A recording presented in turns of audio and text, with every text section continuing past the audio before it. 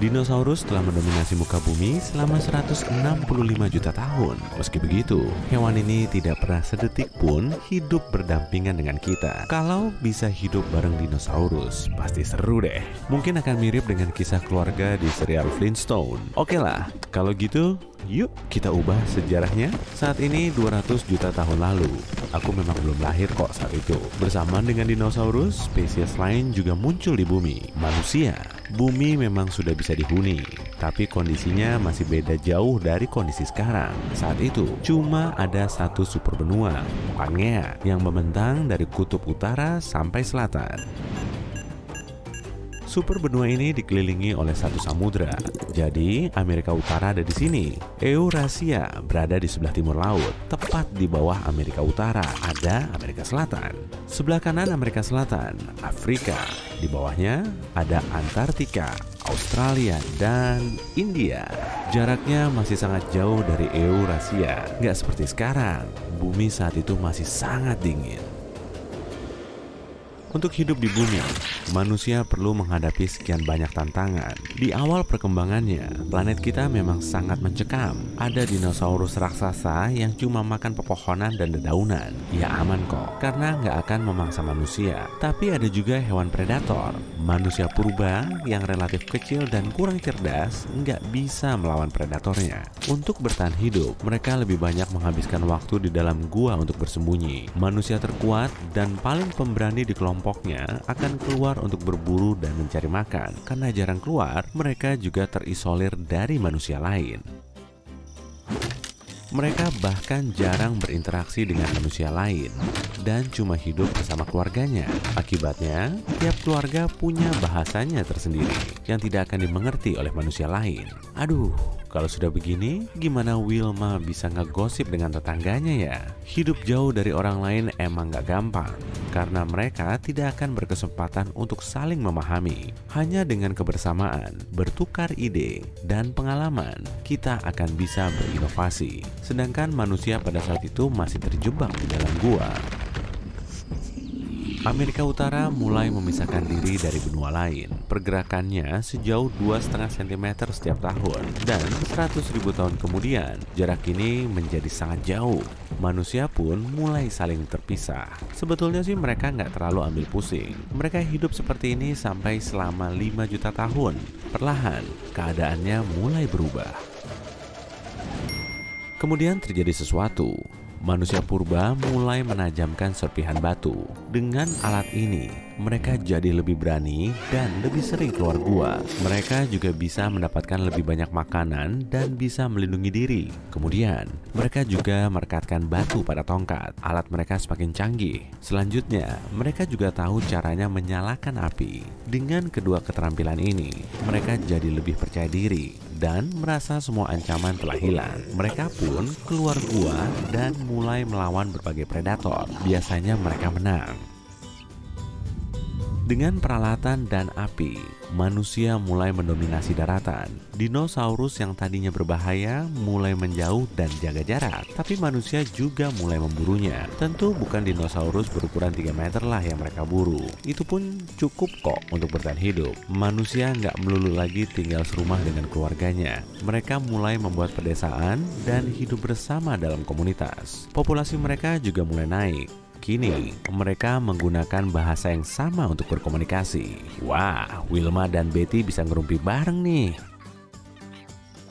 Dinosaurus yang lebih jinak mulai dipelihara dan manusia mulai berkolaborasi dengan hewan ini. Mereka melindunginya dari predator, sedangkan dinosaurus membantu mereka bekerja. Dengan bantuan dinosaurus, mereka bisa menjangkau berbagai area seperti puncak pohon yang sebelumnya tidak terjangkau. Dinosaurus yang besar dan kuat dipekerjakan di area konstruksi. Mamalia ini bisa mengangkat batu-batu besar yang nantinya dipakai manusia untuk membangun rumah yang hangat dan kuat. Teknologi ini membuat mereka bisa menempati area yang lebih dingin. Mereka pun mulai bermigrasi. Tanpa gentar, manusia mulai pergi menjelajahi daratan. Dinosaurus yang paling cepat dan paling tangguh digunakan sebagai alat transportasi agar pergerakan manusia bisa lebih cepat. Cuma dalam setengah abad, manusia telah mendiami tiap sudut di daratan itu. Tapi kemudian, mereka mulai berdesak-desakan. Amerika Utara pun telah terpisah sejauh 130 km. Tapi manusia mulai membuat perahu dan menyeberangi laut agar bisa tinggal di sana. Mereka membangun piramida Agung Giza tidak selama 20 tahun lagi, tapi cukup 10 tahun. Mereka tidak perlu menunggu sampai 2 juta tahun untuk sampai ke masa sekarang, tapi cuma 1 juta tahun. Sampailah di tahun 2020. Tapi masa ini terjadi jutaan tahun lalu. Bumi belum terbentuk seperti sekarang, di dalamnya cuma ada 2 benua. Amerika Utara sudah sejauh lebih dari 160 km.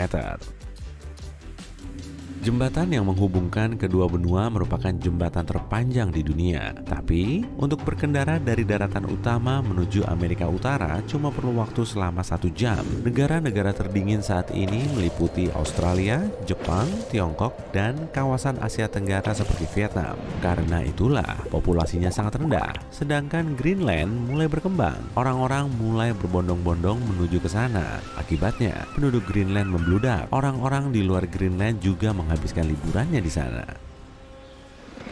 Dinosaurus masih menjadi teman dekat manusia. Hewan ini juga menjadi organisme yang paling disayang di dunia. Manusia terobsesi oleh dinosaurus. Setiap negara punya dinosaurus nasionalnya. Koin dan uang kertas di tiap negara juga bergambar dinosaurus. Banyak patung dan tugu peringatan berbentuk dinosaurus. Semua dinosaurus besar menjauh dari manusia dan tinggal di alam liar. Mungkin karena kebisingannya, hewan ini tidak tertarik untuk mendekati perkotaan. Tapi bagi kota-kota kecil dan pedesaan, kondisinya tidak begitu mudah. Dari waktu ke waktu, dinosaurus raksasa memasuki wilayah mereka. Tentu kamu paham kan, kenapa hal ini bisa berbahaya? Gak kebayang sih, pemukiman mereka pasti akan porak-poranda. Ada dinosaurus yang memang beneran jumbo, sehingga bisa merusak rumah dengan lecutan ekornya. Belum lagi, para penduduk yang tiba-tiba diinjaknya. Keempat kakinya itu loh, bukan main besarnya. Jadi, para penduduk harus mencari cara untuk melindungi diri dari dinosaurus tanpa membahayakannya. Akhirnya, terbentuklah satuan polisi yang khusus menangani dinosaurus. Mereka punya kamera pengawas yang dipasang di seantero kota, lalu mencoba menghalau dinosaurus agar menjauh. Sebagian pihak berwenang cuma membangun tembok besar di sekeliling kota. Tujuannya agar semua penduduk tetap berada di dalam kota. Dalam kondisi seperti ini, perjalanan antar wilayah juga sulit. Siapa juga yang mau berpapasan dengan dinosaurus raksasa di tengah hutan, iya kan? Tapi mereka akhirnya mendapat solusi brilian. Kebanyakan jalan antar kota dibangun di bawah tanah, sehingga mereka bisa bepergian dengan aman. Oh iya, perjalanan bawah tanah sudah berubah menjadi sistem transportasi utama. Bepergian dengan pesawat sudah nggak aman lagi, karena dinosaurus sudah siap menghadang. Mereka bisa saja menabrak atau ditabrak dinosaurus, dan keduanya sama-sama nggak mereka inginkan. Jadi, manusia cuma akan bepergian melalui bawah tanah. Mereka membuat kereta super ngebut yang cuma butuh waktu selama 30 jam untuk melintasi seluruh benua, plus dari kutub utara menuju kutub selatan. Meski sudah berusaha menghindar dari dinosaurus, ternyata kita masih juga menimbulkan banyak masalah. Parahnya lagi, populasi dinosaurus terus menurun. Spesiesnya juga banyak yang punah. Menurut para ilmuwan, dalam beberapa dekade, populasi dinosaurus akan 100 kali lebih sedikit.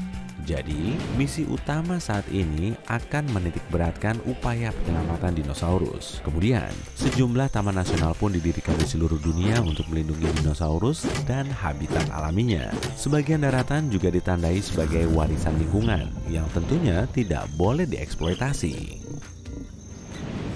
Spesies dinosaurus kecil mulai dijinakkan dan hidup bersama manusia. 80% populasi manusia di seluruh dunia memelihara dinosaurus. Spesies yang paling banyak disukai adalah Abrictosaurus dan Geranosaurus. Sampai-sampai ada loh perdebatan sengit untuk menentukan salah satunya sebagai hewan favorit. Nah, panjang Abrictosaurus kurang lebih 1,2 meter dan beratnya 45 kg. Hewan ini sangat loyal dan lucu.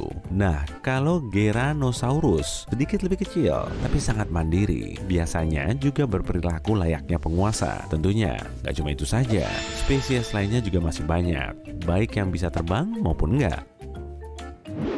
Orang yang tinggal di pinggiran kota bisa punya banyak dinosaurus yang kebanyakan juga berukuran besar. Hewan ini dipakai untuk membantu menjalankan pekerjaan rumah, konstruksi, dan bertani. Bahkan ada libur internasional yang bernama Hari Dinosaurus yang dirayakan di masing-masing negara. Di hari tersebut, mereka semua akan berpakaian seperti spesies favorit mereka, membuat cookies bentuk dinosaurus, dan membawa dinosaurus mereka ke pameran. Malam harinya, mereka akan menyaksikan balap dinosaurus di TV. Sebetulnya sih bisa juga menyaksikannya secara langsung, karena perbedaan waktu maksimal antar negara cuma selama 6 jam. Kompetisi ini digelar setiap tahun, dan pemenangnya akan mengantongi gelar dinosaurus tahun ini. Semua uang yang terkumpul akan dialokasikan untuk menggalakkan kampanye agar dinosaurus tidak punah. Lagi pula, dinosaurus juga sahabat kita.